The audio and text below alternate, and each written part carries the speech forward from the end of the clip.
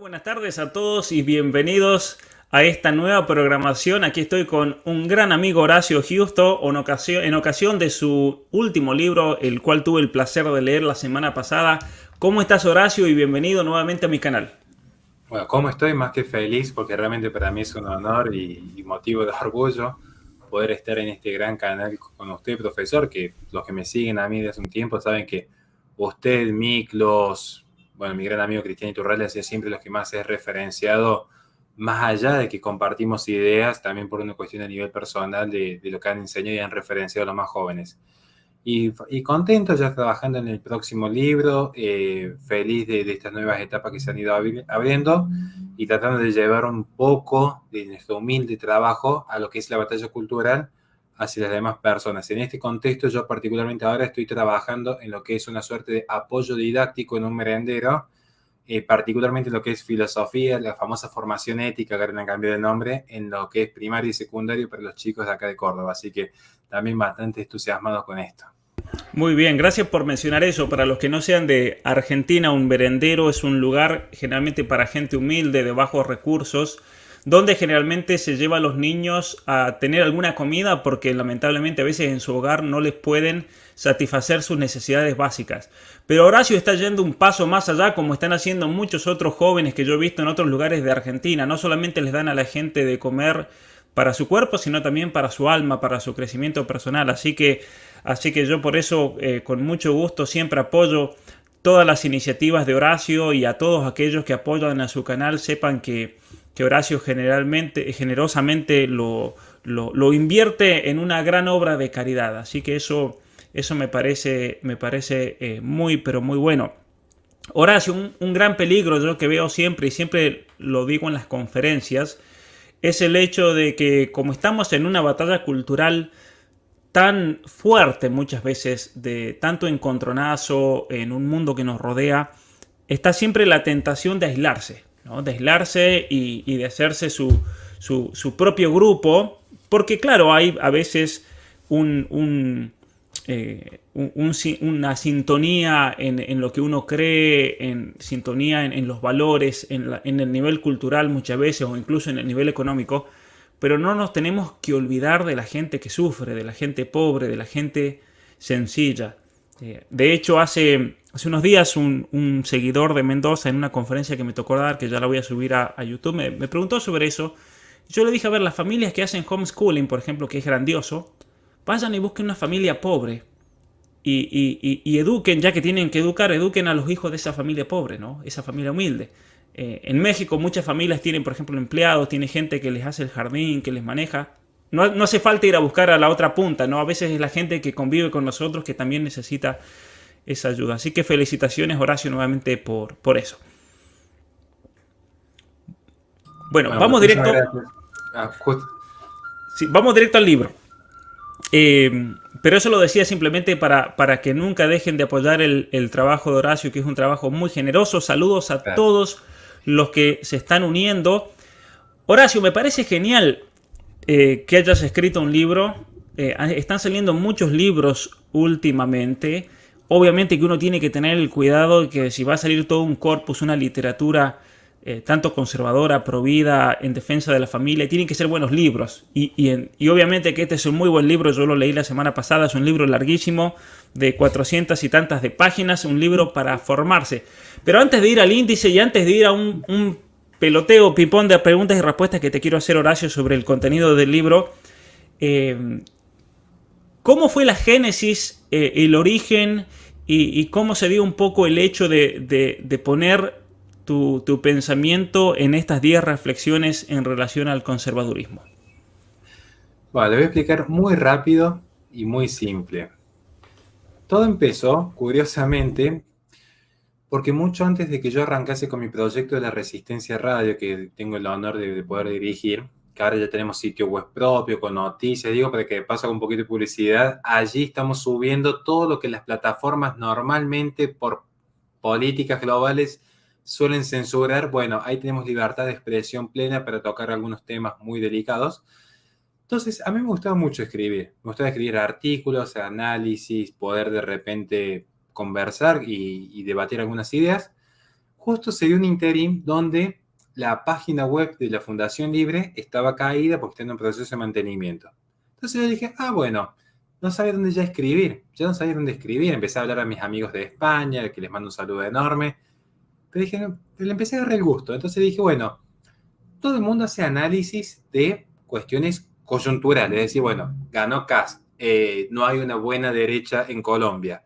¿Qué es lo que sucede con el fenómeno de Milei en Argentina? Yo dije, no, pero me gustan cuestiones un poco más abstractas. Es decir, bueno, hay un fenómeno determinado, pero le veamos un trasfondo más allá. Por ejemplo, ¿qué es el tiempo? ¿Qué es la nada? ¿Qué es la virtud? ¿Qué es la prudencia? ¿Cómo se entiende la relación de un padre con un hijo? Y a su vez había noticias del día a día que yo veía que no se desarrollaban. El ecologismo, Agenda 2030, los mitos de la ilustración respecto a la sobrepoblación, cuánto de cierto, cuánto de falso en el cambio climático antropogénico. Empecé a escribir en mi propio Instagram una reflexión por día.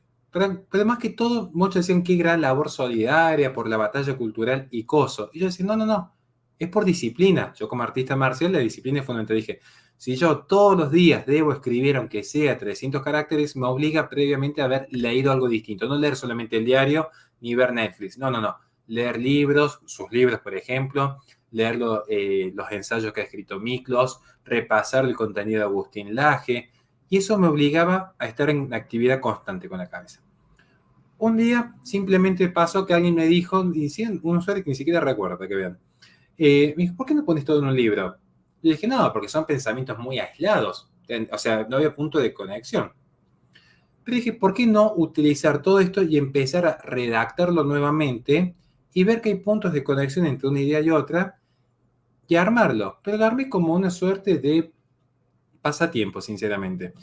Y esta es la pregunta de fondo que ya con esto cierro. ¿Por qué escribí este libro? Muchos van a estar pensando que voy a dar una respuesta magistral. Porque había que dar la batalla cultural, porque había que dejar un legado a los más jóvenes, porque el hombre que se realiza y trasciende es el que planta un árbol, tiene un hijo, escribe un libro. Ya dije, simplemente se venía el Día de la Madre hace poco acá en Argentina y quería que mi mamá tuviese un libro escrito por su hijo. Sinceramente, de hecho, si ven la dedicatoria, es para esas 4 personas que están allí en la dedicatoria. No es más que eso. Afortunadamente me ha ido bastante bien acá en Córdoba con la venta, gracias a Dios. Pero el proyecto sí cultural, de transmisión, de generar conciencia, que la gente abra los ojos, es el segundo libro, el que tengo el honor que usted va a probar, que es respecto al ecologismo de lleno, exclusivamente ecologismo, historia, intelectuales, cuánto de verdad, cuánto de mito en el cambio climático antropogénico, qué es la sobrepoblación como metarrelato. Esto era simplemente un regalo para el Día de la Madre y bueno, se dio la particularidad que a algunas personas les ha gustado, yo lo agradezco enormemente, sobre todo la paciencia y el tiempo para leerlo, pero no voy a mentir, el principal objetivo fue simplemente que mi mamá tuviese un libro en su mesa de luz. Muy bien, así que un saludo enorme a la mamá de Horacio, un orgullo enorme, ¿no? Hay un dicho que a mí me gusta repetir siempre, que lo decía el gran obispo y mártir del comunismo, obispo húngaro, Tihamer Tot. Él decía que las madres no tienen monumento como los héroes, como los próceres, como los grandes políticos, porque los hijos son el monumento de cada madre. Así que ese libro, obviamente, que es un monumento también a la mamá de Horacio. Y es un libro que realmente a mí me atrapó, a pesar de que sea un libro largo, porque mucha gente dice, no, pero me costaría mucho un libro que ya tiene más de 250 páginas, estamos hablando de casi 400 páginas. Pero la verdad que, y vamos a ir un poco si me permites, Horacio, a compartir aquí el índice, ya que está muy interesante la cantidad, la variedad de temas. ¿Sí? El conservadurismo, el racionalismo, el gran problema de las utopías, el tema de las ideologías, el poder y las pasiones del alma, la prudencia política del conservador. Es decir, vendría a ser, ¿no es cierto?, una introducción, y lo voy comentando porque, a ver, si alguno dirá, no, pero que dejen que Horacio lo comente. Generalmente cuando se presenta un libro no lo hace el autor, sino la persona que lo comenta, y en esto se trata este vivo. Sin embargo, después de hacer un repaso por todo el índice, ahí sí yo le voy a comenzar a hacer una serie de preguntas y cuestiones a Horacio, y obviamente todos los que quieran preguntar y que se están uniendo aquí al vivo, por favor envíen su pregunta. La segunda El capítulo 2 trata más específicamente acerca de la virtud. Sin virtud no hay libertad, y me gustó mucho esa presentación de que la libertad debe contextualizarse dentro de un propósito, de una vida recta. No es una libertad para hacer cada uno lo que quiera, como muchas veces lo presentan falsamente distintas posiciones liberales. Capítulo 3 sobre el feminismo, capítulo 4 sobre la lucha por la vida, y tiene algunas cosas muy interesantes, hay algunos pensamientos y reflexiones. Capítulo 5 sobre el control específicamente de la natalidad, y ahí en relación a eso el globalismo, la posverdad, la Agenda 2030 y demás. El capítulo 7 sobre la muerte, una reflexión sobre la muerte, que hoy en día no se habla tanto de la muerte. Eso me pareció importantísimo. Obviamente que todo el contexto de la situación que vivimos actual trajo la realidad de la muerte sobre el tapete, pero es una realidad de la muerte presentada como un terror, el terror hacia la muerte. Luego, capítulo 8 sobre el ecologismo, obviamente que eso Horacio nos acaba de decir, lo va a profundizar mucho más en el próximo libro que va a sacar. Luego sobre el dogmatismo, que se impone hoy en día, ya que de hecho las ideologías se presentan como laicas y científicas, pero no son más que dogmas cientificistas y muchas veces sin ningún tipo de fundamento. Y finalmente, muy interesante, esta sociedad infantilizada en la cual vivimos una gran contradicción. Por un lado, el niño, o se considera el ser humano como un niño, pero por otro lado el niño se le dan poderes plenipotentes, como si fuera un anciano con toda la sabiduría que eso significa. Y un niño, entonces, como lo decía una política de Chile, a partir de los 2 años ya el niño está capacitado para cambiar su sexo, por ejemplo. Pero simplemente para dar un ejemplo. Así que, Horacio, eso vendría a ser el índice. ¿Algo que quieras reflexionar al respecto? Vamos directamente a las preguntas y respuestas que te quiero hacer comentando tu libro. Una simple reflexión rapidísima, porque muchos me preguntan por qué el conservadurismo. Y aprovecho desde ya a desmitificar una idea, porque habré tanto para hablar del conservadurismo, pero bueno, eso te he explicado más que todo en el primer capítulo. Se suele dar que la persona conservadora es pesimista. Yo digo, no, es un optimista muy bien informado, pero más allá de eso, es porque en realidad el conservador parece ser como esa famosa falacia del hombre de paja. Constituyen una idea que no es, sin haber leído los que sí fueran conservadores, porque de hecho se sabe de cierta politóloga que atacó el conservadurismo y nunca pudo refutar ni el 1% de lo que planteó Russell Kirk o Roger Scruton, pero bueno, cosas que suceden en el mundo moderno. Porque el conservadurismo, a contrario sensu, no es un hombre que se cree perfecto porque ya es más grande de edad y porque se cree más sabio y porque nunca cometió errores en la vida. Al contrario, es una persona que está llena de luces, llena de sombras, llena de apegos desordenados, vicios, pasiones, y justamente de un acto de caridad y de amor, antes de querer salir al mundo a corregir a los demás y sanear una nación, empieza por revisar su trayecto y decir, posiblemente me haya equivocado, quizás lo mejor sea volver al hogar, volver a la familia, volver a ese cuerpo intermedio, encontrar allí la libertad que se ofrece, que no está ni en un shopping, ni en una oficina, ni en una fábrica, sino esa expresión genuina de amor y de caridad, y desde allí empezar a crear comunidad. Entonces es común que algunos van a decir estos conservadores procapitalistas explotadores, cuando en realidad favorecen la propiedad privada natural, en el sentido más natural de la palabra, pero que a su vez tampoco son atacados a veces por comunistas, como dicen algunos liberales, y tampoco es eso. La vida comunitaria no es la vida comunista. Esto lo explica Russell Kirk en qué significa ser conservador, los 10 principios. Aclaro eso.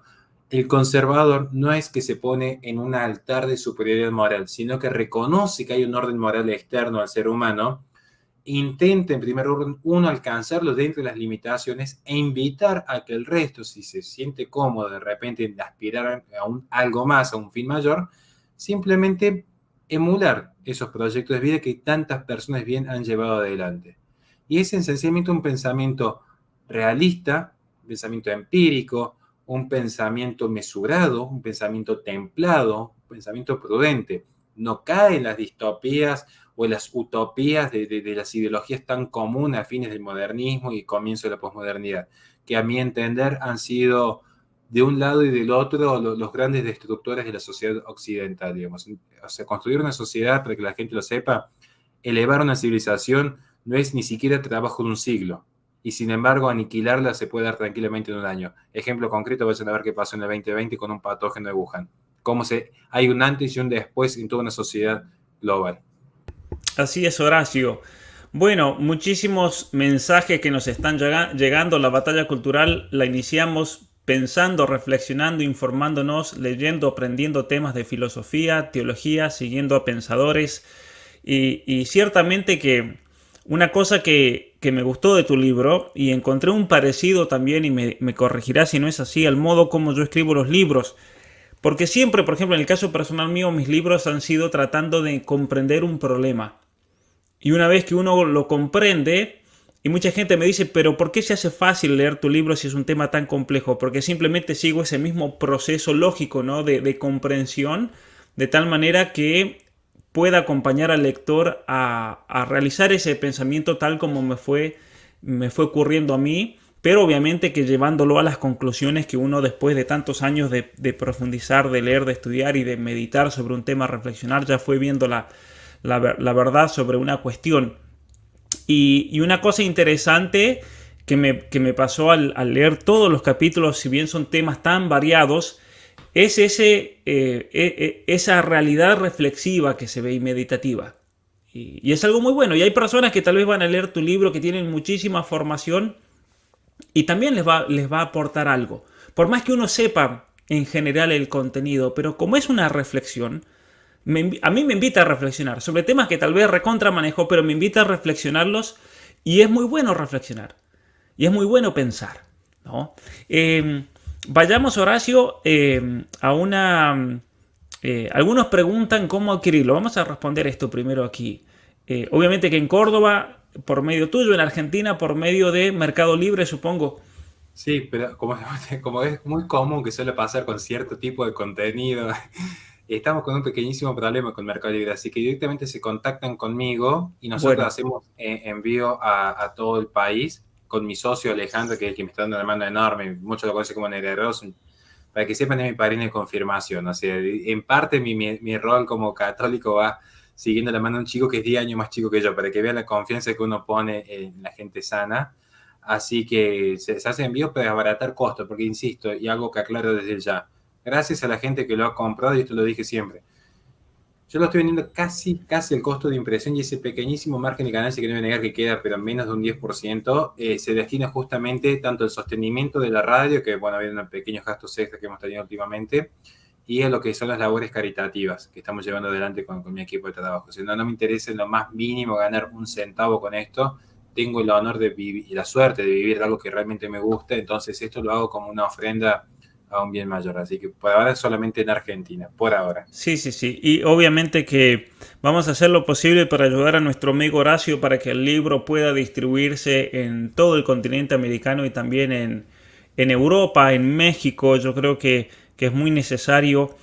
Como decía más temprano, es muy bueno que esté saliendo todo un cuerpo literario sobre temas actuales. Porque obviamente que están los grandes clásicos que uno tiene que leer, tiene que estudiar, pero también están los problemas actuales que están surgiendo y que deben ser pensados y repensados en ese contexto de la sabiduría y tradición occidental.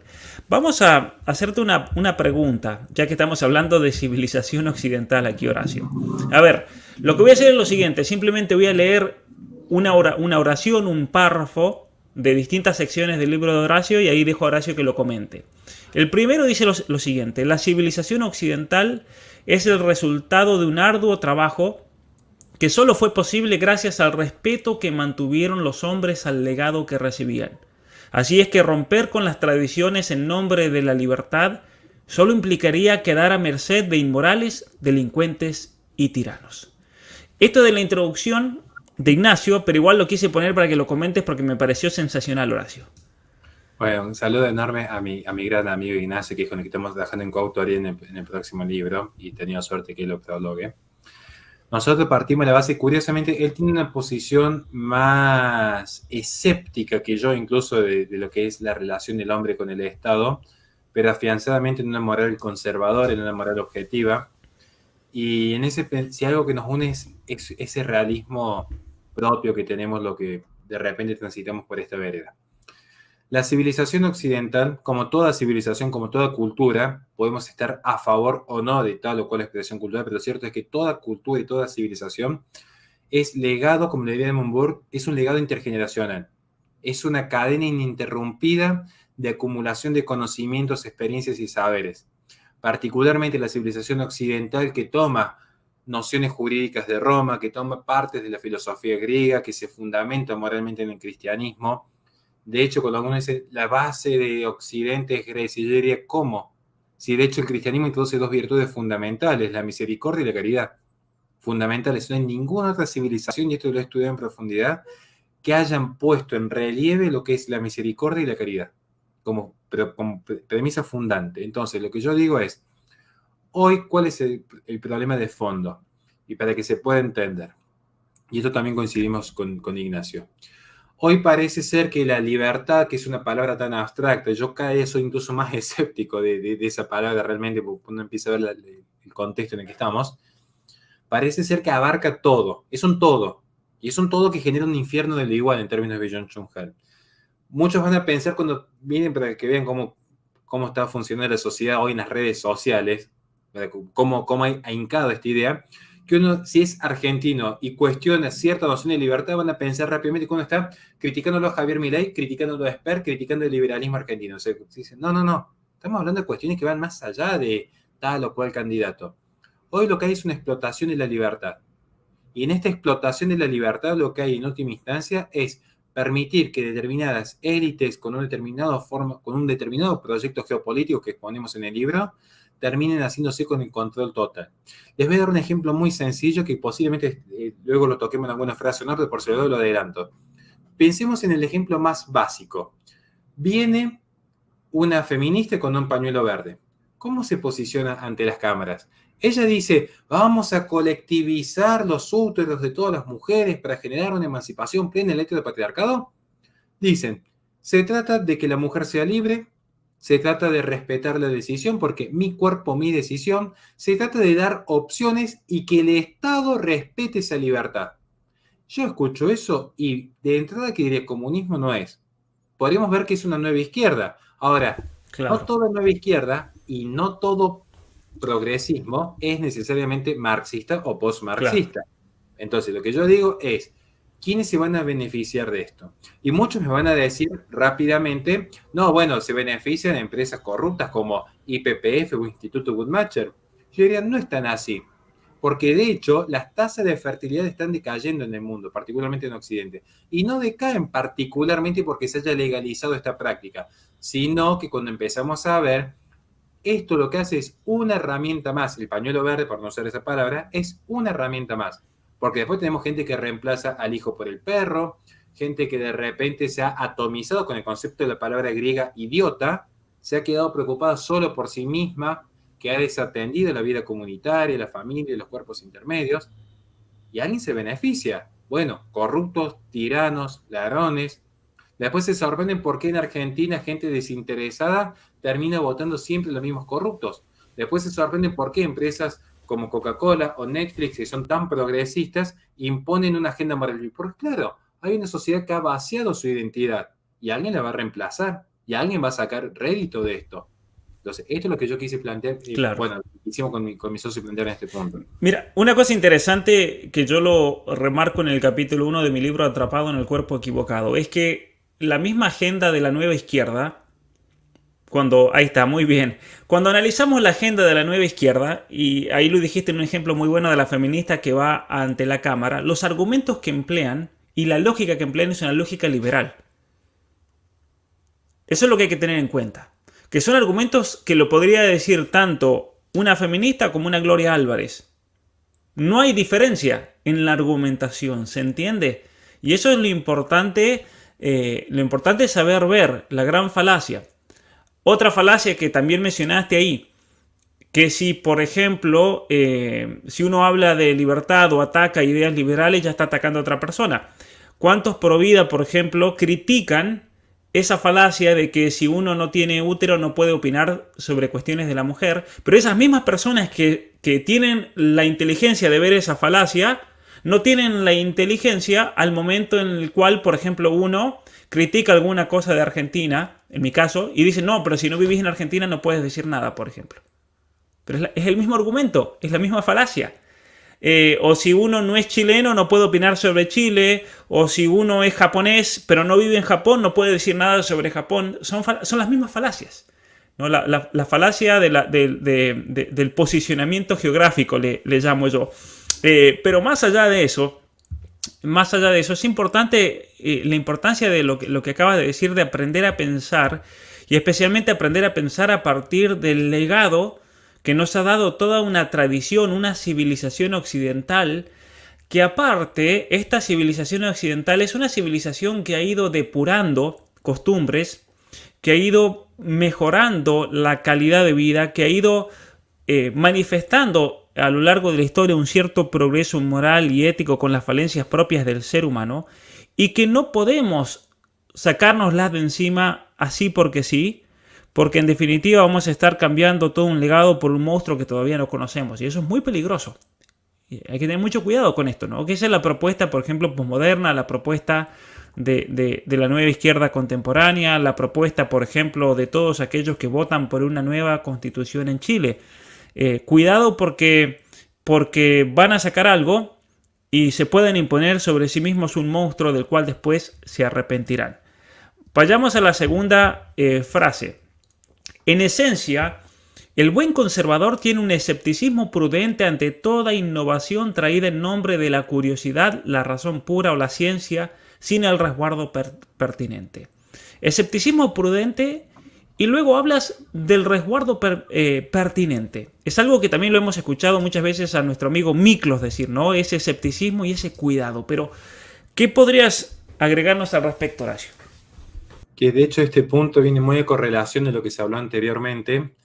Y algo que, bueno, el que ha leído mi libro sabe que tengo una tendencia natural a tomar figuras de la mitología griega, porque de hecho iba a tomar figuras del cómics y las películas como eterno niño que soy, pero sí iba a entender más con la mitología griega. El fenómeno de Pandora es, creo que uno de los fenómenos más interesantes para estudiar la mitología griega, igual que el de Ícaro. Pero creo que el de Ícaro en este punto grafica más. ¿Cuál es el punto aquí? No es que el conservador se va a oponer a cualquier innovación por la mera oposición, sino que es sano que exista una resistencia a la innovación. Es sano. Pensemos que si fuéramos 10 amigos y los 10 proponen A, es porque ninguno está pensando. Si nadie propuso B, hay algo extraño en el proceso. Cuando todos piensan igual es porque nadie piensa. Cuando uno se plantea este escepticismo a cualquier novedad, es por una cuestión elemental. Y no hay peor falacia, a mi entender, en el mundo posmoderno, no hay peor error en el pensamiento que confundir novedoso con bondadoso. No porque algo sea nuevo equivale a bueno. Este es el punto esencial. ¿Por qué? Pensemos rápidamente. Dédalo, en su ida de la isla de Creta, le dice a Ícaro, no quiere ser como los dioses volando allí alto, pero Dédalo se encontró de repente con la posibilidad de volar y se creyó que ya no había límites alguno. Creyó que ya era simplemente la liberación plena de su ser. Finalmente termina muriendo. Y este es el punto. Y es lo mismo que sucede con Pandora, por la curiosidad que va y abre la caja, el regalo que se le había dado. Entonces, este es el punto que la persona tiene que tomar noción. Yo le voy a dar un ejemplo muy sencillo. ¿Quiénes de los que están aquí, por ejemplo, se aventuran a cruzar una calle en forma ciega? Porque dicen, tengo la libertad de cruzar y se supone que todos deben respetar mi derecho de la libre circulación. Y con un papelito llamado Constitución, cruzan la calle sin mirar. La realidad es que hay un mundo cruel allá afuera. La realidad es que muchas veces, en nombre de la ciencia, se han generado los mayores genocidios. Y van a decir, sos un arcaico medievalista en contra de la ciencia. No, al contrario. Creo que la técnica tiene que estar supeditada a la voluntad y la razón de la persona en un fin mayor. Cuando la ciencia, en las características propias de los reduccionismos modernistas, se redujo a un cientificismo, como la posmodernidad es el esteticismo, como ciertos espacios han sido netamente moralistas, cuando esta ciencia se redujo a un cientificismo y se separó del orden moral pleno, el orden moral verdadero, fueron los grandes genocidios del siglo XX. El gran salto adelante, los gulags rusos, campos eugenésicos, fueron en nombre del conocimiento científico. Y de hecho, esto se vincula cuando yo hablo justamente de lo que es la lucha pro vida y que no todo se reduce a la ciencia. En nombre de la ciencia es que empieza en 1916-1917 la primera clínica de control demográfico con Margaret Sanger. Y cuando resulta que muchos se quedan, porque es cómodo estar a la derecha en parte, muchos dicen, no, porque en realidad tal práctica es marxista porque miren la Unión Soviética. Sí, Unión Soviética que lo legaliza en 1920 y luego retrocede al ver el invierno demográfico. Pero, mientras tanto, en Occidente teníamos que el fallo Buck de 1927, inspirado en la ciencia, la Liga Monista, fundada por Ernest Haeckel, padre del ecologismo, teníamos la primera conferencia internacional de control demográfico cuya presidente de acta era Margaret Sanger. Muchos se quedan con Bucarest 1974. ¿Qué pasa de 1927 hacia dicha fecha? Y muchas gracias, Lucrecia, que siempre nos acompaña. Pero esto es lo que yo quiero destacar ahí en ese punto. Digo, la ciencia importa, y con esto cierro. Pero ¿en qué sentido importa? Que tiene que estar en una comunicación plena con las demás expresiones del espíritu del hombre. Cada uno piense en su trabajo, sea un youtuber, un filósofo, un docente, padre de familia, un empleado de comercio. Hay muchas profesiones muy nobles. Siempre toda actividad del hombre, en más o menos medida, va a caer en una de sus tres expresiones espirituales. ¿Cuáles son? La ciencia, el arte o la filosofía. ¿Por qué? Porque a través de esas tres expresiones espirituales, esas tres grandes disciplinas, es que el hombre participa en lo que es bueno por la filosofía, bello por el arte y cierto por la ciencia.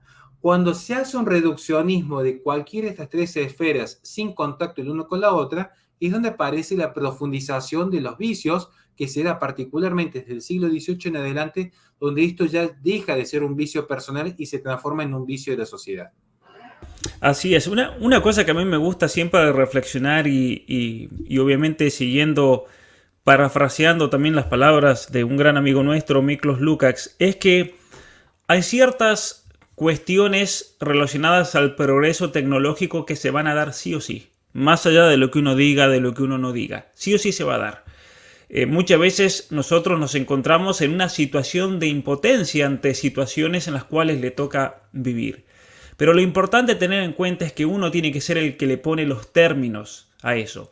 Por ejemplo, la televisión. Cuando la televisión irrumpió, muchas personas de hecho denunciaron el peligro que podía significar la entrada de televisión en el hogar, la irrupción en la vida familiar, en el momento de la comida, en el conocimiento de los hijos.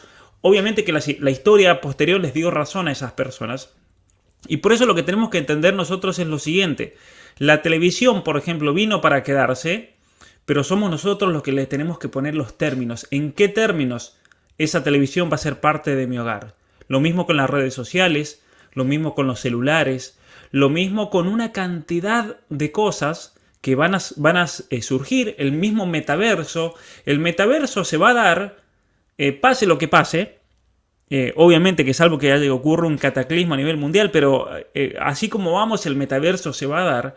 Y es ahí cuando uno tiene que tener esa valentía y esa formación personal de decir, yo le voy a poner los términos a esto, ¿no? El caso de YouTube, el caso de Netflix, por ejemplo. Netflix realmente es una, como comenta aquí Nina, si en una semana no te asqueas de Netflix, bueno, ya eres paja para quemar. Obviamente que, a ver, lamentablemente Netflix se ha convertido en una usina de progresismo contemporáneo lamentable realmente.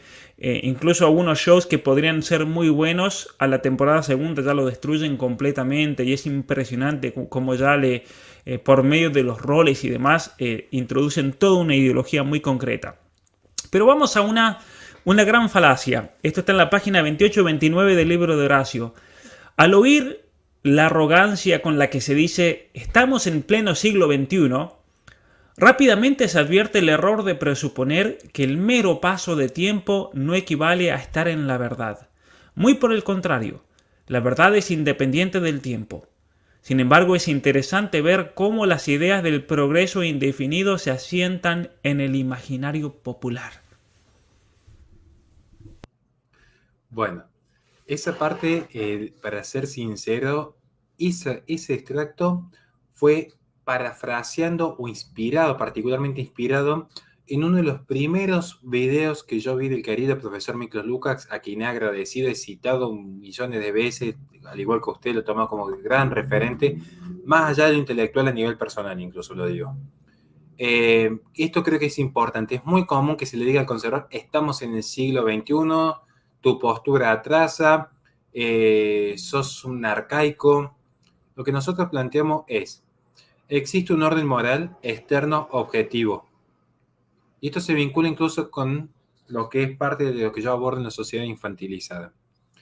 Es muy importante el tema del tiempo. Incluso yo en mi Instagram, en una vuelta, hubo una semana entera que los 7 días me dediqué a escribir respecto a qué es el tiempo. El tema de lo más complejo que hay, que es más, si hoy quisiera abordarlo, tendré que repasarlo porque en algo me equivocaría.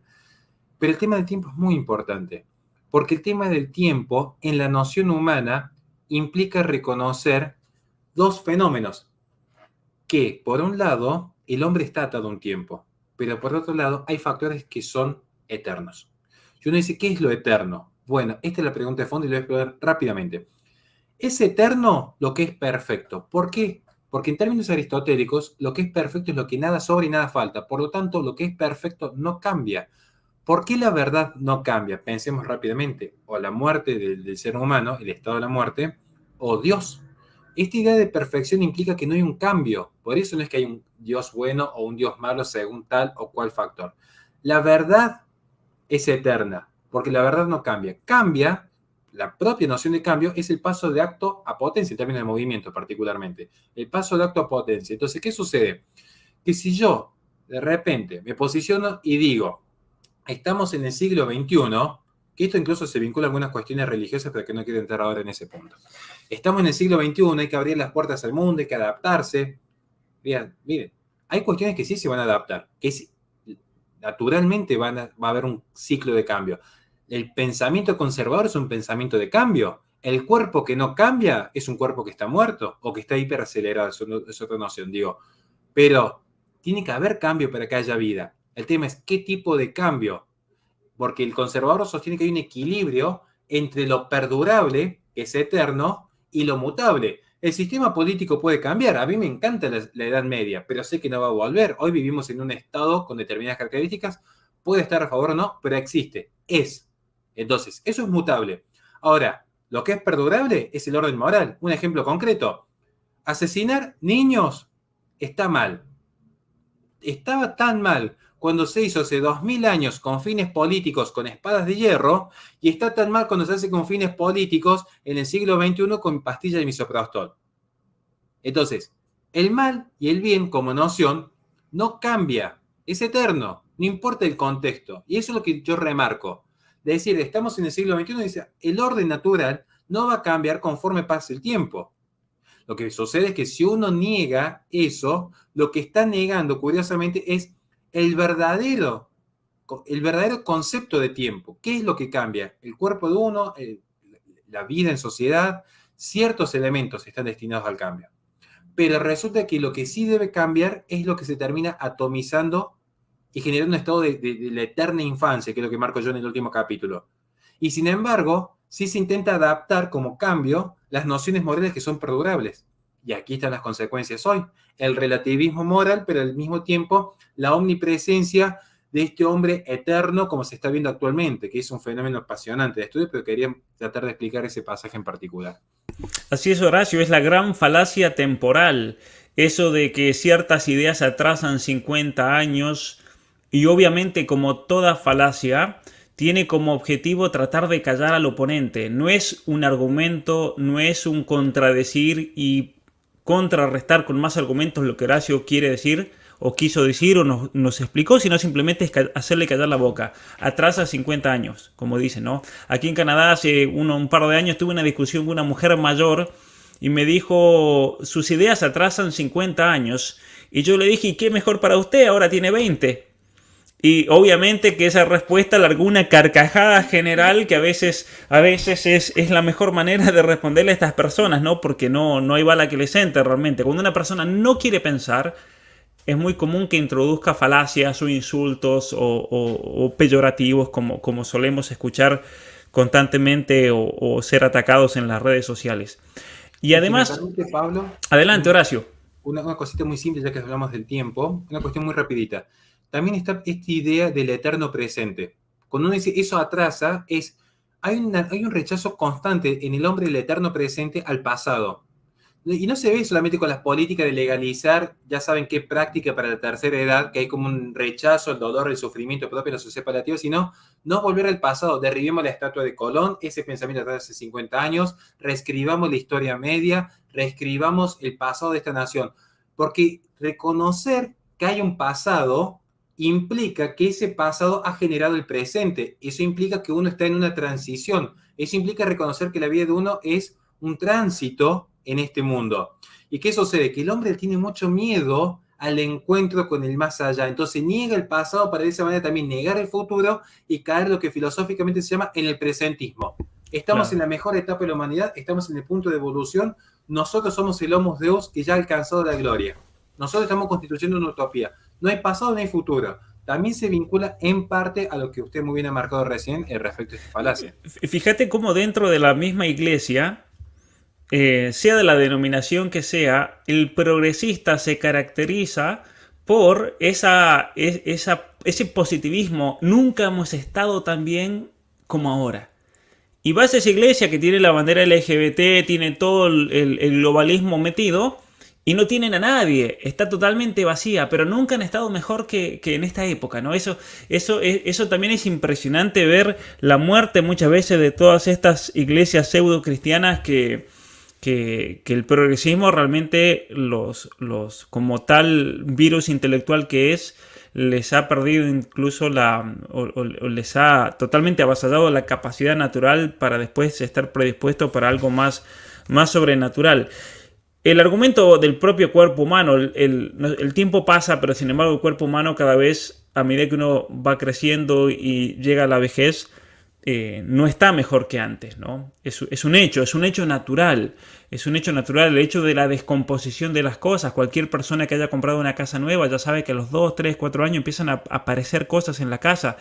La naturaleza nos muestra que realmente las cosas van cambiando y no necesariamente en un sentido de perfeccionamiento. Pero vayamos a otra frase. Dijiste un ejemplo recién que va en esta línea, pero la digo porque me pareció muy buena. Según dicta la experiencia universal, cuando todos piensan de la misma manera es porque nadie está pensando. Simplemente para no extenderlo, porque creo que esa frase ya habla por sí misma, quieren hacer un experimento de libertad, el famoso experimento de la libertad, agarren cualquier político, cualquiera, sin importar la denominación, espacio más a la izquierda, más a la derecha, más comunista, más liberal, van a ver que está este dogma del consenso, que yo lo desarrollo después cuando hago la crítica al dogma de la democracia. Gracias, Henry, que está siempre de otro lado. Les voy a dar un ejemplo muy simple. Vayan a ver qué político, todos los políticos, hablan desde más ministerios para generar más justicia social hasta cerremos los ministerios. Cerremos el Banco Central, cerremos tal cual. Uy, nos quedamos sin internet. ¿Estamos en vivo? Ahí está, ahí volvimos. Sí, estamos en vivo, estamos en vivo. Ah, bien. Solamente te quería dejar en primera plana. No, perdón, yo para no saber cómo funciona. Digo, van a ver que está siempre esta idea de mayor o menor contracción estatal en distintas expresiones. Fíjense si hay uno solo que diga, gente, ¿no sería bueno empezar a restringir ciertas potestades del poder legislativo? Ah, fascista, dictador, sos un tirano, querés cerrar y limitar la democracia. No, lo que estoy diciendo es, la democracia para ciertas funciones es más que útil, pero hay ciertos componentes que ni siquiera pueden estar sometidos a una discusión. Yo cuando veo un pañuelo celeste abrazado así, con un pañuelo verde, diciendo, bueno, discutamos el derecho a la vida, pero acá triunfó la democracia, y me estoy diciendo, ¿en qué cree esa persona realmente? Yo digo, ¿en qué cree? ¿No cree que realmente la vida sea lo más importante del ser humano, lo más sagrado? Porque por definición filosófica, usted me puede corregir, profesor, hay un consenso, al menos en lo que es lo que es la tradición aristotélico-tomista de que siempre es mejor el ser que no ser. Entonces ya partimos de la base que siempre es ante la duda derecho a la vida, por cualquier causa. Digo, después veremos cómo lo justificamos en todas las expresiones.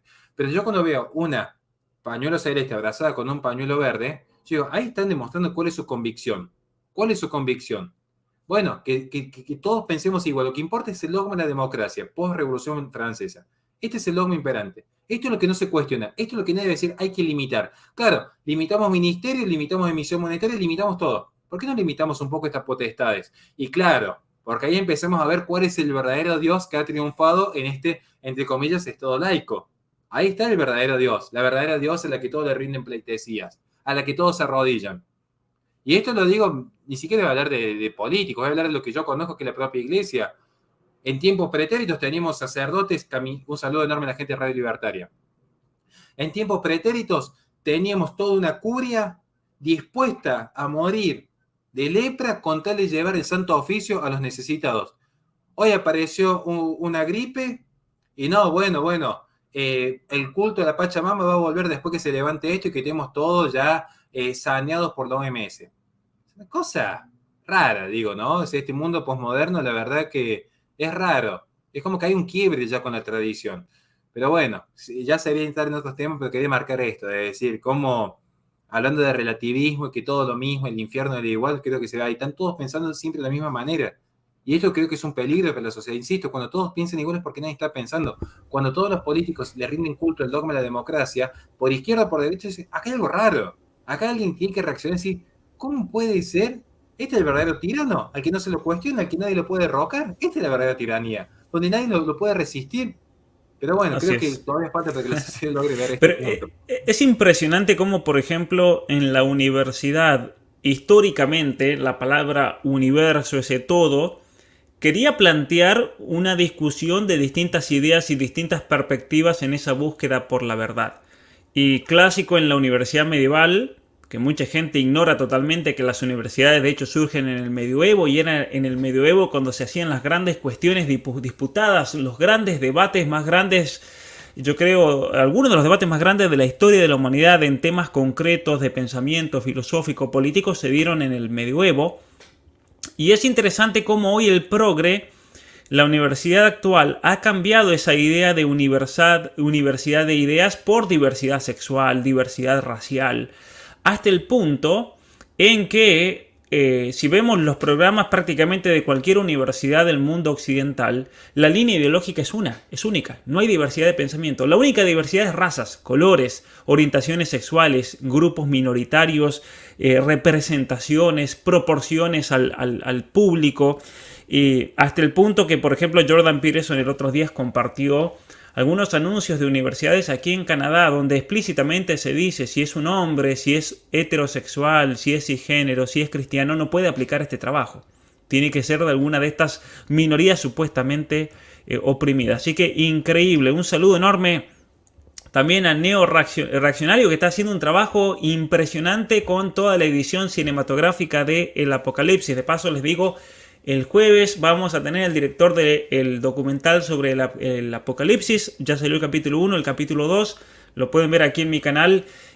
Al link lo voy a poner en las redes sociales para que no se pierdan esta presentación que vamos a tener el día jueves. Neo Reaccionario, también lo digo aquí entre paréntesis, es el diseñador de los libros de nuestro gran amigo Cristian Iturralde. Así que es una persona muy metida, comprometida en esta causa. Mariano, sí. Muy bien, Horacio, otra frase difícil, obviamente porque es un libro para pensar y reflexionar, pero me parece importante que la lea ya y la comente. El conservador no se opone nada al pensamiento crítico y menos aún al científico. Muy por el contrario, favorece la mesura propia de todo acto racional. El punto de quiebre radica en el misticismo dogmático de aquellos que creen que la ciencia, como el mercado o el Estado, son elementos capaces de brindar todas las respuestas, aun cuando ni siquiera son capaces de plantearse todas las preguntas. Bueno, eso particularmente estuvo muy inspirado de un diálogo que tuve con Miklos Lukács, donde él me decía, bueno, cuidado con esta idea de libre mercado y que el mercado todo lo solucione, porque el mercado es útil, para el conservador es muy útil, pero nunca puede llegar a plantear, de hecho, él se refería particularmente a la ciencia, después tocó el tema del mercado, pero eso fue una charla más privada. Dice, porque la ciencia, que responde mucho, no responde todo porque hay ciertas cuestiones que no las llegan ni siquiera a preguntar. Y esto es lo que yo marco particularmente, el libro tiene un hilo conductor, uy, qué grande Miriam. Muchas Esto tiene gracias, un, Miriam. Y a todos los que están donando a lo largo del vivo, muchísimas gracias.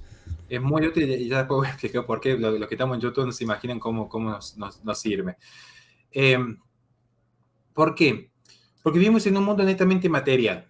Vivimos en un mundo netamente material. Y voy a explicar por qué. Uno diría, ¿es útil el Estado? Y sí, por el tema de la seguridad. ¿Y es útil el mercado? Sí, bueno, porque uno trabaja en el sector.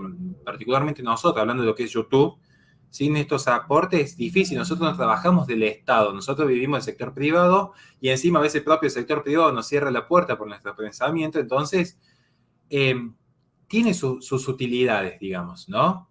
Pero lo que voy yo es, veamos, pensémoslo sintéticamente, el tema de la ciencia, que es lo que yo siempre marco. Discusión muy común en el espacio pro vida. Dicen, hay que entrar a dar el debate desde la ciencia. Solamente la ciencia alcanza para debatir el tema de la cuestión pro vida. Yo he debatido feministas, legisladores comunistas, influencers anarcocapitalistas, profesores universitarios objetivistas, economistas liberales. Nadie me desconoció que haya vida desde la concepción y que sea una vida humana. Nadie. Es decir, que yo el argumento científico lo usé en el primer segundo y se acabó. ¿Por qué? Porque la Como le ciencia pasó a Agustín, describe. perdón, ahora en Ecuador. Claro, Que el tipo, el presentador, dijo, no, es vida humana. Lo que no es persona. exactamente. Pero eso no lo resuelve la ciencia. Ahí está el tema, ¿no? ¿Dónde vas? Ahí va. Exactamente. Pero más allá de la discusión si es persona, para que no lo tomen particularmente con el ejemplo probable que ya le hemos explicado hasta el hartajo, el ejemplo más simple, un conocimiento científico empírico. Afuera hace 42 grados de calor y conocimiento científico y empírico es, se me acaba de romper el ventilador. Esto es algo empírico, está pasando ahora en tiempo real. Entonces, ¿qué es lo que digo yo? Eso es un conocimiento científico. De ahí no se sigue, por ejemplo, eso es descripción. La ciencia describe. Pero la prescripción de decirle, por ejemplo, a mi hija que cuando yo estoy en vivo no entre a la oficina o que no salga sin el protector solar a la vereda, eso ya es una prescripción. Yo puedo describir, pero la prescripción es filosófica. Muchas gracias, Laura. Ya siempre lo tenemos. Gracias. Eso es lo que yo quiero marcar. ¿Se entiende? Y eso es lo que marco yo ahí. El conservador no es que se opone a la ciencia, que bueno, vivamos sin luz eléctrica con velas. No, no, lo que está diciendo es, no creamos que todo lo que proviene de la ciencia por sí mismo ya es moral, porque la discusión de lo moral es una discusión filosófica. ¿Quieren ver cómo se aplica esto? Ejemplo concreto para poder continuar por una cuestión de respeto a los tiempos.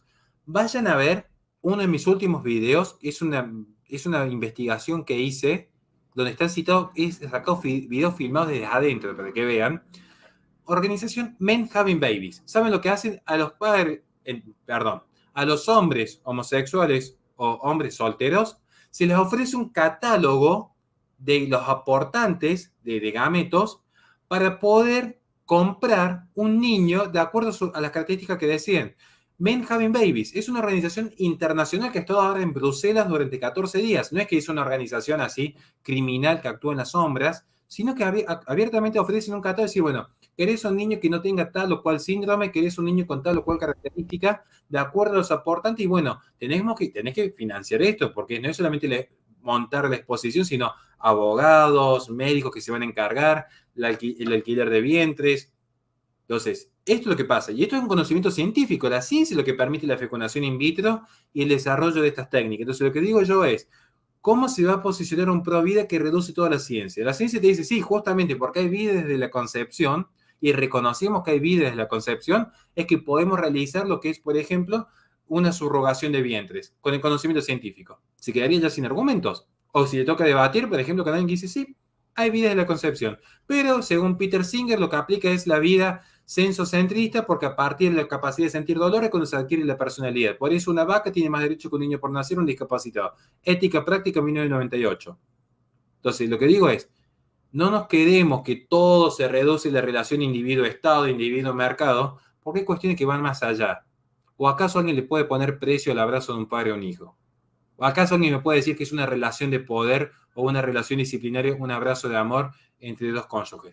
Así Eso es. es lo que yo digo. Y propio del feminismo que se presenta a sí mismo como marxista, pero hace una crítica capitalista que la madre trabaja, a pesar, lo dice gente que no tiene ni un hijo ni se preocupa por servir a una familia, pero toman esa supuesta lucha de decir, venimos a representar a tantas madres que trabajan sin un sueldo en la casa, sin contemplar el hecho del amor, que la madre lo hace por amor además, no por una especie de remuneración por la entrega a sus hijos. Un saludo enorme, Stephanie, muchas gracias a todos los que están apoyando. A veces, Horacio, a ver, a mí me dan ganas de sacar una captura de pantalla de todos mis videos para que la gente vea cómo YouTube, de hecho,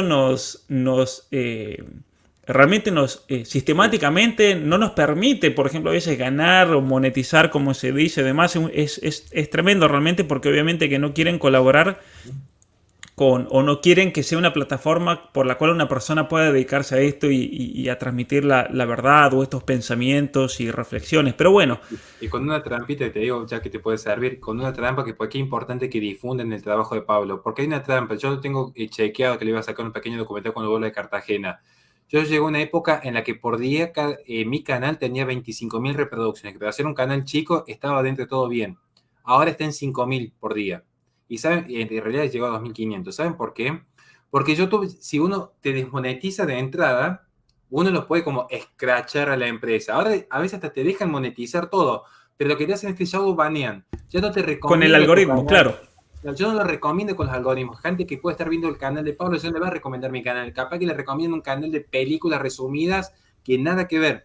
Van direccionando el consumo. Y eso nos silencia a nosotros. No tenemos cómo llegar a más personas. Por eso es importante compartirlo en grupos de WhatsApp, de Facebook, porque no se imaginan cómo nos ayuda. Porque si no, este mensaje no llega a nadie. Claro, y lo que pregunta ahí, si sirve que donen. Claro que sí sirve, porque de hecho, cuando una persona dona, por ejemplo, Stephanie, esto sí llega sí o sí. Por ley lo tienen que entregar. Entonces, la única manera de que algo llegue es por medio de esto. Ahora, el shadow banning es increíble como, de hecho, por ejemplo, cantidad de personas. Yo le hice una entrevista al padre Ariel Pacetti hace poquito. Y yo le comenté después hablando de cómo a mí me quitan seguidores todo el tiempo. Y él al rato me escribe, lo acabo de confirmar, fui a tu canal para ver el video nuestro de vuelta y compartirlo y ya no te seguía.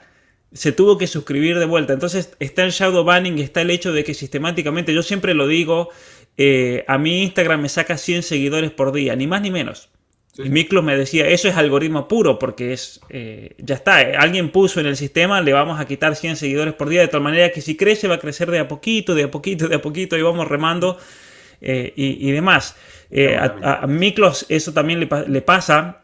Por Twitter a Miklos le han sacado decenas de miles de seguidores, de tal manera que su crecimiento es muy poco, y obviamente que también contigo, Horacio, a Agustín le han hecho grandes censuras.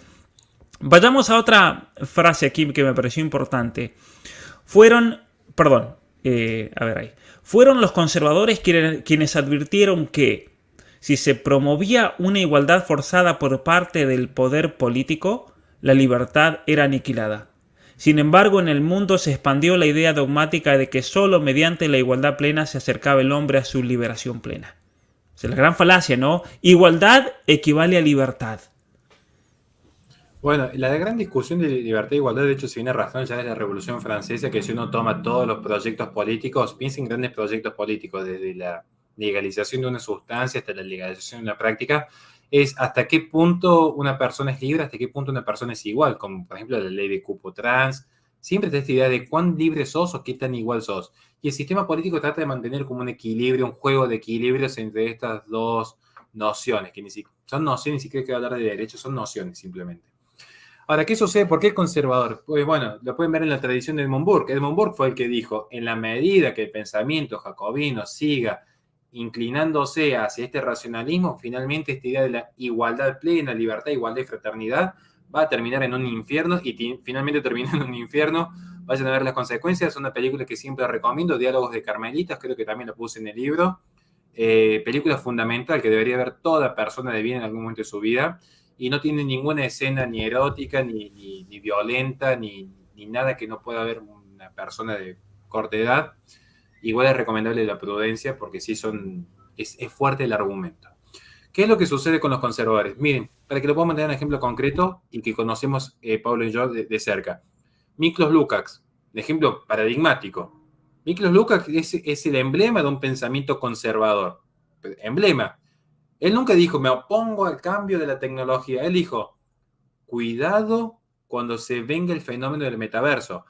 Mi querido profesor que tanto admiro, Fernando Pinzón, con quien tuve el honor de estar dialogando días atrás, otro gran ser humano que defiende el conservadurismo, es lo que dice es, acá es un cambio.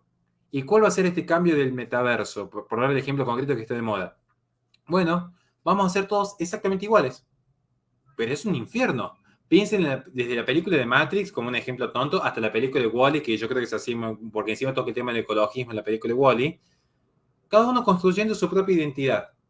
Ya en la realidad virtual no va a hacer falta que una persona se tenga que quitar los genitales para constituir su identidad a partir de mirar al otro. Es simplemente me siento en un sillón y me creo un avatar, que puede ser un dragón, que puede ser una mujer, que puede ser un niño. Un mundo virtual. Y esto es lo que está sucediendo y lo que yo intento marcar en ese aspecto, dentro de lo que es esa parte del libro. Se crea un infierno del igualitarismo donde lo que se dice el conservador es, si realmente queremos defender la libertad, no tenemos que apartar de toda noción que en forma dogmática venga a hablar de libertad, igualdad y fraternidad. Porque donde se instauró estas ideas, y vayan a ver la historia del siglo XX, que es el paradigma, el boom, es lo que acaece hoy en el siglo XXI. Hoy es la consecuencia de la Agenda 2030. Un ejemplo tonto. Salió el Foro Económico, no poseerás nada y serás feliz. O sea, no sé si vos, Pablo, te acordarás. Twitter, Instagram, ¡ay, qué comunista! El Foro Económico comunista, medio raro, ¿no? Yo decía, no es comunista. Es lo más, entre comillas, neoliberal que existe. Porque es el sistema de licencias de Microsoft. Nadie posee la licencia de Microsoft. No la posees, no es tangible. No es algo que vos podés poner sobre la mesa y cuantificarlo. Sin embargo, vos para utilizar el sistema de licencia de Microsoft actualizás el canon mes tras mes.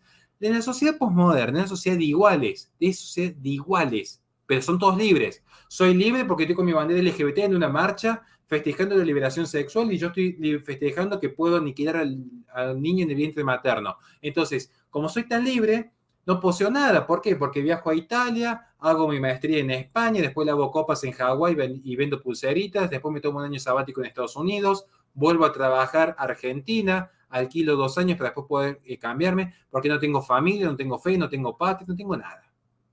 Y en última instancia, ¿qué nos quedó? Un sujeto vacío. Pero son todos iguales, con la característica que cada uno se percibe singular. Y este es el gran fenómeno. La posmodernidad, esta es la tesis mía, puedo estar equivocado, estoy siempre sujeto de críticas, pero en la posmodernidad no existe ese proyecto colectivista como muchos creen, que es un proyecto como si estuviésemos todos con esos abrigos grises en un goulash ruso, picando y trabajando en una planta de carbón. No, en la posmodernidad son sujetos con la singularidad que se creen totalmente libres y emancipados. Cada uno cree que ha llegado a su punto máximo de libertad. Este es el fenómeno que se ve. Pensemos en la cultura de child free como el ejemplo paradigmático que surge en Inglaterra o los hombres herbívoros de Japón.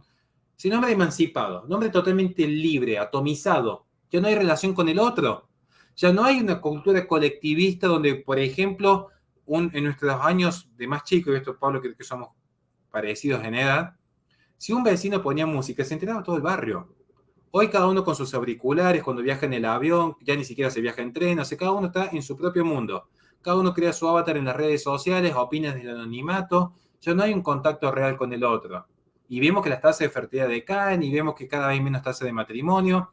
Y esto es lo que está pasando, una persona que se atomiza, que empieza a cortar vínculos. Ya no hay alguien que va a trabajar a la iglesia, que va a misa, si hoy todos somos todos libres. ¿Por qué? Bueno, porque estoy un rato en misa por Zoom, pero después me cambio a YouTube, después, bueno, voy a la universidad por mis clases de Google Meet, todo desde mi casa.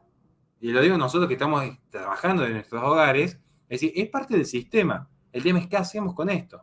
Entonces, lo que yo digo es, el conservador lo que está diciendo es, cuidado con estos cambios revolucionarios, que no es que van a colectivizar a la persona, no, la van a atomizar.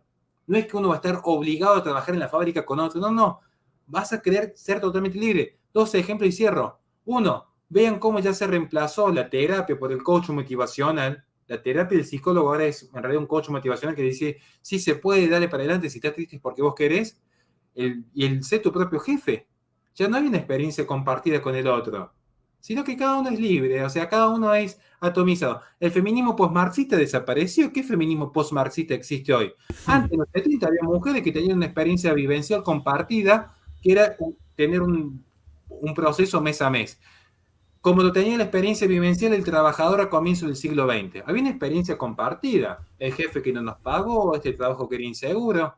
¿Qué experiencia compartida, vivencial, real hay hoy en el feminismo? Desde una niña abusada de 14 años, ¿qué experiencia compartida puede tener con un boxeador que se puso la peluca para subir un ring y ganar una pelea a una mujer?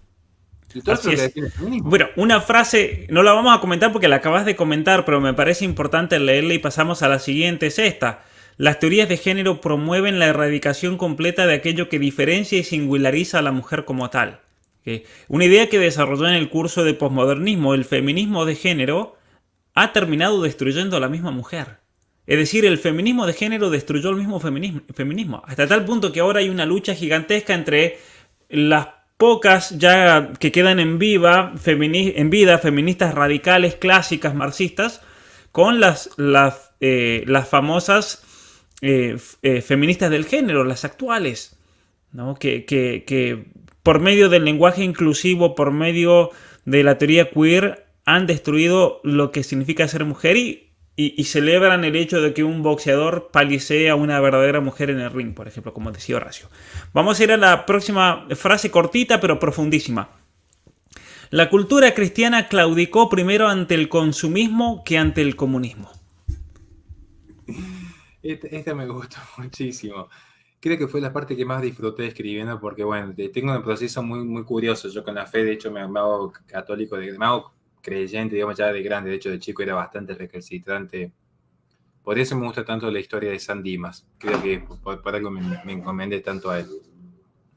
Muchos me dicen el comunismo marxista. Miren, yo tengo una parte de la biblioteca que no se llega a ver, que es todos libros de iglesia. La parte la más finita de la biblioteca son todos libros vinculados al catolicismo, iglesia y marxismo, iglesia y liberalismo. Además, acá tengo también los libros de contrarrevolucionarios que siempre me acompañan. Pero lo que yo digo es, el gran error del cristiano moderno es que es más moderno que cristiano, y particularmente porque es muy cómodo querer marcar esta disquisición de la izquierda atea, materialista, marxista y el cristianismo. Les voy a dar un ejemplo muy simple para que se pueda entender. Ejemplo más concreto. Muchos creen que el comunismo atacó el cristianismo. Vayan a ver hoy una situación, bueno, China tiene una particularidad, no quiero empezar a hablar de la sede en Roma, pero digo, veamos por ejemplo la Unión Soviética para que sea el ejemplo más arquetípico. Uno tenía dos opciones, al igual que el cristiano primitivo. Si uno estaba con Dios, iba a estar en contra del mundo. Y el cristiano, en términos de Graham Greene, que es un ensayista que yo recomiendo mucho, el cristiano tenía dos opciones muy claras. O servía al mundo o servía a Dios. Pero la incompatibilidad era notoria y vivencial. La incompatibilidad entre el mundo y Dios era marcada en ese ser cristiano que estaba eyectado en ese contexto histórico y geográfico. Ahora, ¿qué sucede? Que esto hoy no se ve de la misma manera. Y esta es la gran trampa. Porque de hecho, uno sentiría la relación disciplinaria siendo cristiano en un régimen tan, entre comillas, totalitario como se suele marcar a veces en redes sociales, pero se olvidan de qué sucede en esta parte del mundo. ¿Quién realmente aniquiló a Cristo cuando se dice Nietzsche, Dios ha muerto y el hombre lo ha matado? Se olviden esa parte, el hombre lo ha matado. ¿Y quién realmente fue, entre comillas, el que mató a Dios? Entre comillas, digo con todo respeto. El propio hombre. ¿O acaso hoy, cuando se celebra la Navidad, les puedo asegurar que vemos el sistema, cómo funciona, y es más presente la figura de Papá Noel que la de Niñito Dios? Lo digo Niñito Dios porque tengo a mi hija que le hemos armado el pesebre y todo ya. Entonces, lo que digo yo es, hoy llega Navidad y les puedo asegurar que incluso dentro del cristianismo, si quedan familias cristianas, primero tengo que empezar a buscar que queden familias cristianas, ya es un desafío. Si quedan familias cristianas, es más común que llega el Navidad y están más preocupados por el budín de pan, por el vitel toné, para que la gaseosa esté fría, para que podamos llegar con los regalos para todos los invitados que pudiera ir a misa de gallos. Y bueno, pasa que el fuego artificial de esto, pero uno dice, pero es vida comunitaria, que la familia sí, pero hay un orden, es el tema. ¿Qué se pone en primer orden? ¿La relación humana o la relación con Dios? Y eso es lo que yo digo. Llega el tiempo, ¿por qué se llama Adviento? Por el advenimiento de Cristo, en la conmemoración cristiana. Ahora, en esta conmemoración hay una preocupación más por las relaciones de consumo que por realmente decir, resulta, y esto es curioso incluso vinculado a la causa pro vida, ya que está profe, le hago un pequeño paréntesis, resulta que yo he hablado con matrimonios católicos y me dicen, yo les pregunto, ¿cuántos hijos vas a tener? Hablando del Adviento. No, bueno, si la economía mejora, 2. Y si logramos ir a otro país, 3. Yo dije, bueno, pensé que iba a ser crecer y multiplicar, bueno, lo que Dios quiere que uno tenga, y será la voluntad de Dios, digamos, en última instancia. Uno lo que hace con la laboriosidad es entregarse a lo que Dios quiera. Pero resulta ser que dicen por la economía, digo, qué raro, el Rey de Reyes nació en un pesebre, no, pero mi hijo tiene que nacer en cuna de oro. Hay un poquito todavía de este homo deus de creerse más de lo que realmente se es. Y lo mismo pasa con las relaciones de consumo. Llega Navidad, por dar este ejemplo, del cristianismo, y es más una relación de consumo. Lo vemos en la causa pro vida, profesor. Hoy parece ser pro vida el merchandising celeste, con todo lo que eso implica, no me refiero solo al pañuelo, que realmente se entrega caritativa de decir, hay una mujer que, bueno, tomó una mala decisión, pero se arrepintió, la misericordia, la contemplación, hay un niño sufriendo, y bueno, ¿sabes qué? En vez de comprarme una gaseosa, le compro un pedazo de pan y que de paso yo que estoy medio gordito me va a ayudar a hacer dieta. Y de repente ser pro vida no es solamente el pañuelo acá, es también, le llamo por teléfono a mi mamá, me voy a tomar un mate con mi papá, me siento a hablar con mis amigos, a ver qué le está pasando, que lo veo con bastante cara mal los últimos días. Es más allá de esto de lo que se consume. Hoy parece que para ser referente pro vida lo que necesitas es 500 hashtags en Twitter, el pañuelo celeste, e insultar a una feminista en Twitter, y ya te consolidaste como referente pro vida. Yo digo, no, sirve la batalla cultural, pero no descuidemos lo espiritual, que es lo que más ha perdido en un mundo tan materializado. Así es, una gran paradoja que yo lo veo mucho en Canadá. Es ese pensamiento, nos vamos a ir a otro país porque ya vamos a tener otra condición material. Y vienen a Canadá y cuando se encuentran con la realidad de lo caro que sale todo, los impuestos y demás, te dicen, no, vamos a tener un hijo nomás porque hay que tener mucho dinero para tener dos. Entonces, en definitiva es el mismo pensamiento. El mismo pensamiento, ya sea que uno viva en un país en Hispanoamérica o que venga al supuesto primer mundo, por una cuestión meramente material. Y cuando uno viene por una cuestión meramente material, ya está, sea que esté aquí, que esté en otro país, lamentablemente va a tener una visión materialista y reduccionista sobre prácticamente todos los aspectos, lamentablemente, de su propia vida. A mí me da lástima personas que, por ejemplo, dicen vamos a ir a Canadá, pero en definitiva es simplemente un motivo económico y nunca tiene que ser la cuestión económica materialista la que los guíe, porque vienen aquí y se dan cuenta que es una cultura que les va a destruir a los hijos, les va a destruir la familia. Y muchos años después, uno hablando con inmigrantes, se lamentan, ¿no? De que mis hijos se perdieron totalmente, mis hijos ahora les lavaron la cabeza en la escuela. Porque claro, uno tiene que tener en cuenta que hay elementos mucho más importantes que lo material. Porque no solo de pan vive el hombre, y como decía Horacio, está el tema espiritual, que es lo más importante de todo. Si la persona no está fuerte para enfrentarse espiritualmente a una sociedad así, no tiene que venir. No tiene. Y si los hijos no están fuertes porque son niños, no hay que hacerlo, hay que tener mucho cuidado. Pero hablando de la cuestión provida, que hay unas palabras bien directas de Horacio, que dice lo siguiente: no es lo mismo gente provida en un partido político que un partido político provida con gente. La diferencia está en un espacio en que un espacio termina obedeciendo a la agenda globalista mientras el otro se mantiene íntegro sin traicionar a los votantes. Cada cual sabrá cuánto vale tener principios dignos en la vida. A ver, un ejemplo de un amigo mío con el cual yo me ha invitado a cenar con su familia, lo conozco personalmente, a su esposa, el caso de José Antonio Cast. Hablando con José Antonio Cast esa noche, cuando estuve el año pasado con él y su esposa en Chile, conocí a algunos de sus hijos, él me contó su historia política y cómo él dejó la UDI porque no podía justificarle a sus hijos pertenecer a ese partido. Me pareció realmente eso de tener principios. ¿no? Pero por otro lado tenemos políticos que están en partidos globalistas que no tienen problema de estar en un partido que introduce el aborto, que introduce todas las leyes de ideología de género, como es el caso, por ejemplo, de Juntos por el Cambio en la Argentina. Y entonces uno se cuestiona, ¿qué principios tiene? No, pero es que yo, y las falacias, ¿no? Yo dentro de este partido puedo hacer mucho, mucho bien, voy a hacer la lucha aquí adentro.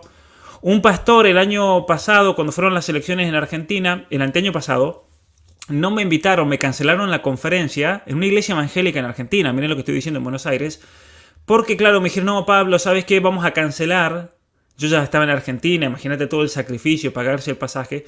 Vamos a cancelar porque con mi iglesia hemos decidido que vamos a dar la batalla dentro del kirchnerismo y vamos a votar por Alberto Fernández, por ejemplo, ¿no? Entonces, ese tipo de realmente falacias, ¿no? Que tremendas. Pero te dejo, Horacio, para que comentes esta frase que me pareció muy buena. No, pero que, y como lo dijo usted, lo digo particularmente, bueno, ahora con el diario de lunes, los que peleaban por reducir el Estado y por defender la libertad y por el federalismo, ha habido una emigración masiva de todo el interior del país hacia Buenos Aires buscando su cargo, ¿no? Sin importar si traicionaban a la familia, los amigos o los proyectos con los que se habían comprometido.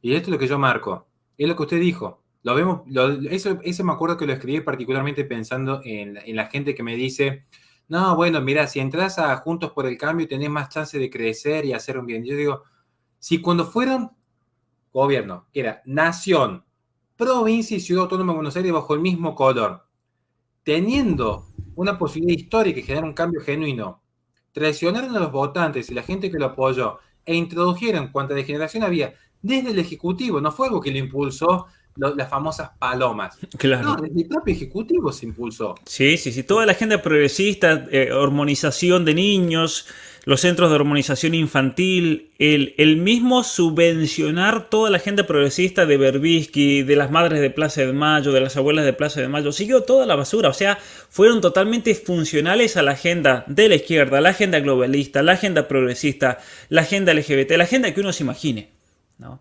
Y que es el punto, y son utilitaristas porque te dicen, podés hacer un bien mayor si estás acá adentro. A mí no me interesa hacer un bien mayor, me interesa saber, bueno, qué está bien y qué está mal.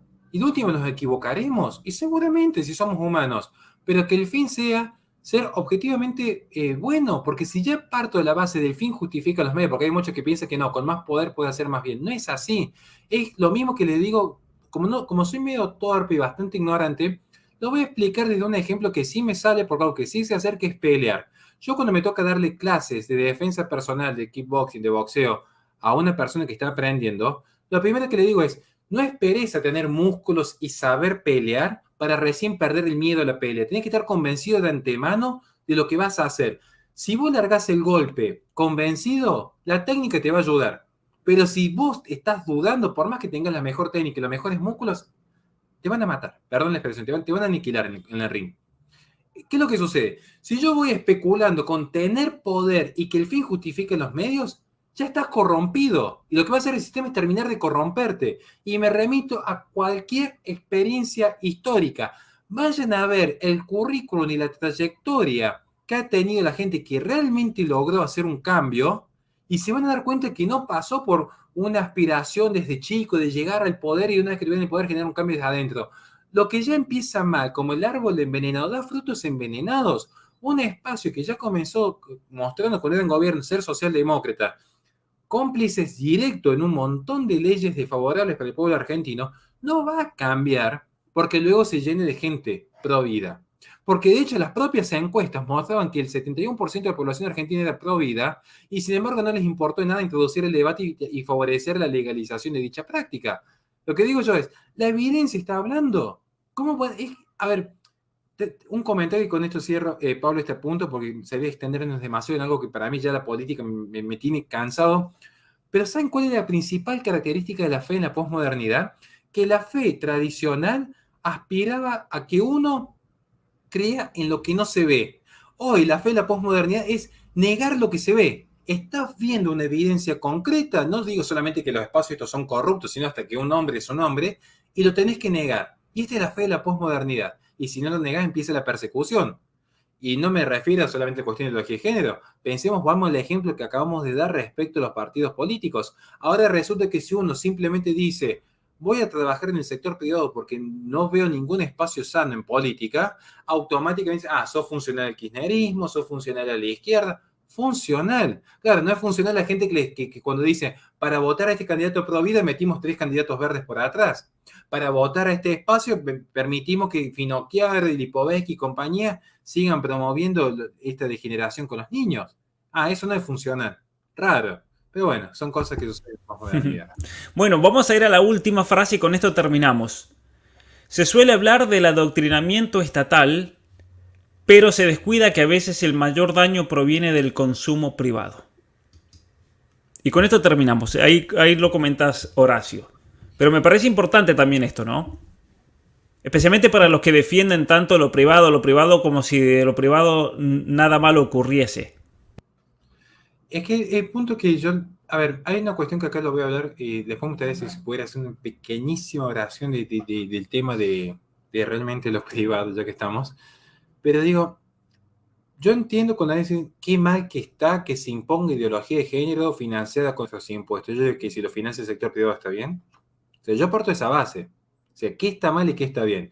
Y uno me dice, no, bueno, pero el Estado. Yo digo, bueno, estará 2 veces mal. Porque encima que están dañando a los niños, encima se suma lo que es el robo a través de la coerción de los impuestos. O sea, estará doblemente mal.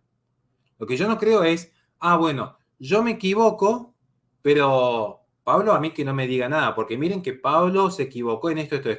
Es como decir, yo tengo vía libre para pecar porque él también es un pecador. Entonces acá nadie me diga nada.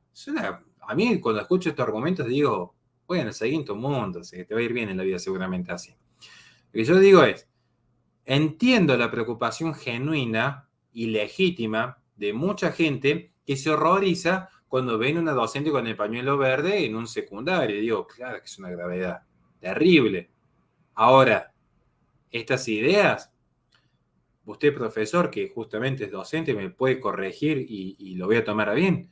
Hasta donde yo investigué para formar mi libro, la mente, cuando está en un espacio educativo, de hecho, ahora que estamos nosotros dialogando, entre comillas, tratando de llevar un mensaje de educación a esta querida audiencia, la gente está en un estado crítico. ¿Qué significa?